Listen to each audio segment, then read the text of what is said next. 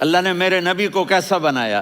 ایک بدو عورت ہے، ان پڑھ عورت ہے، ام معبد الخزاعیہ، وہ میرے نبی کا حلیہ بتاتی ہے۔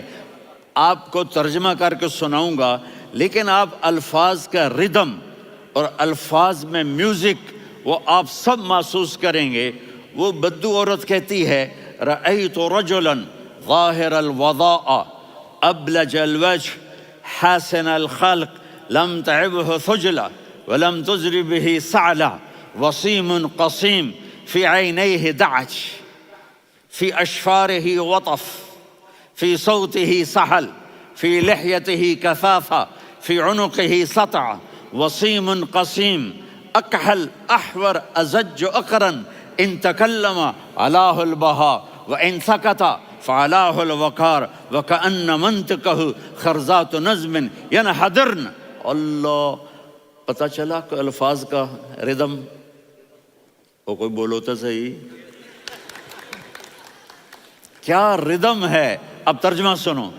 وہ کہتی ہے اپنے خامند کو کہ ابو معبد، ایک شخص آیا تھا، مجھے یوں لگا جیسے 14ویں کا چاند کپڑے پہن کے زمین پہ اتر آیا ہو۔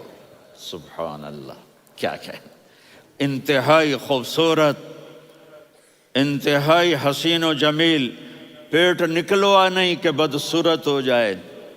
کہا اتنا خوبصورت تھا کہ سر سے پاؤں تک حسن اس کا غلام تھا، خوبصورتی اس کی باندھی تھی، اور میں جدھر سے دیکھتی تھی مجھے حسن ہی حسن نظر آتا تھا، اور جب میں اس کے چہرے پر دیکھتی تو میری آنکھ نہیں بھرتی تھی، میرا جی چاہتا تھا میں دیکھتی جاؤں دیکھتی جاؤں دیکھتی جاؤں، میرا دل نہیں بھرتا تھا۔ کون؟ وسیم۔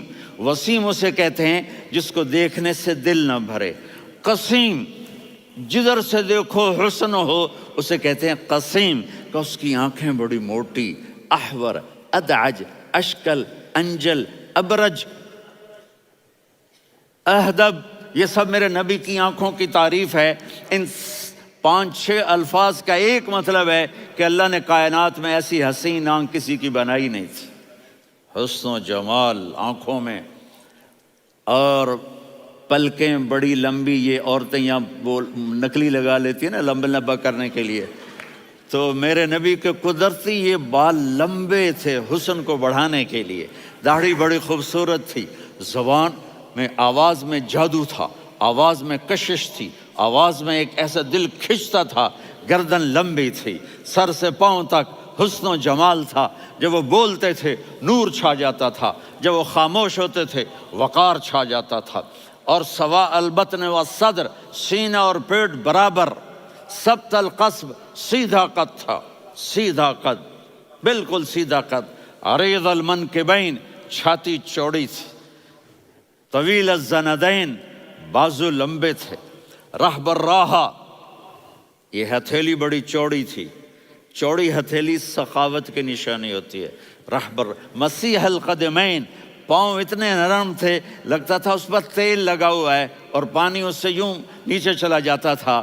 اور یمشی تکفین، کندھے جھکا کے چلتے تھے۔ اللہ اکبر، یہاں 4 آدمی سلام کریں تو آدمی یوں ہو جاتا ہے، اور میرے نبی کو فرشتے سلام کر رہے ہیں اور آپ یوں چلتے تھے، ایسے ایسے چلتے تھے، تھوڑے سے کندھے جھکا کے چلتے تھے، ایسے آپ کبھی نہیں چلے۔ جو دیکھنے میں ایسا حسین ہو اس سے پیار کیوں نہ کیا جائے۔ خاندان اونچا ہو تو آدمی اس کی قدر اور عظمت کرتا ہے۔ میرے نبی کا خاندان کیا ہے؟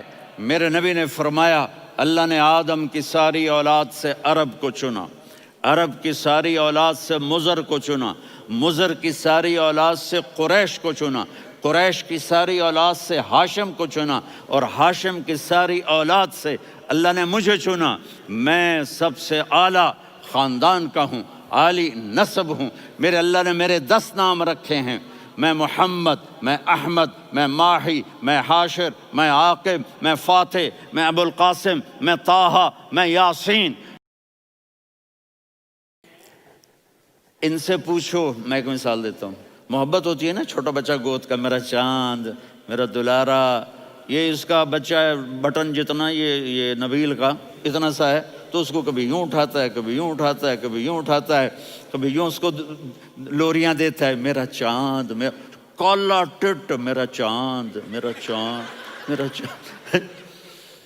تو میرے رب کو اپنے حبیب سے محبت ہے، تو صرف محمد نہیں کہتا، چونکہ محمد کہنے سے محبت کا فلو نکلتا نہیں، تو اللہ نے اپنی محبت کے فلو کو نکالا، میرا محمد، میرا احمد، میرا ماہی، میرا حاشر، میرا عاقب، میرا فاتح، میرا قاسم، میرا ابو القاسم، میرا طٰہٰ، میرا یاسین، یہ اللہ نے اپنے حبیب کے نام۔ اور پھر قرآن میں جاؤ، شاہد، مبشر، نذیر، داعی الی اللہ، سراج منیر، رؤوف، رحیم، عزیز، حریص، مزمل، مدثر، یہ اللہ نے پورے قرآن میں سارے نبیوں کا نام لیا، یا عیسیٰ، یا موسیٰ، یا یحییٰ، یا ابراہیم، یا نوح، نام لے کر پکارا، لیکن اپنے حبیب کو ایک دفعہ بھی یا محمد نہیں کہا، بلکہ لقب سے پکارا، یا ایھا النبی، یا ایھا الرسول، یا ایھا المزمل، یا ایھا المدثر۔ میرے رب نے اپنے حبیب کو ساری نسلوں میں سب سے عالی نسل بنایا۔ اگر اپنے نبی سے پیار نہ کریں تو کس سے پیار کریں؟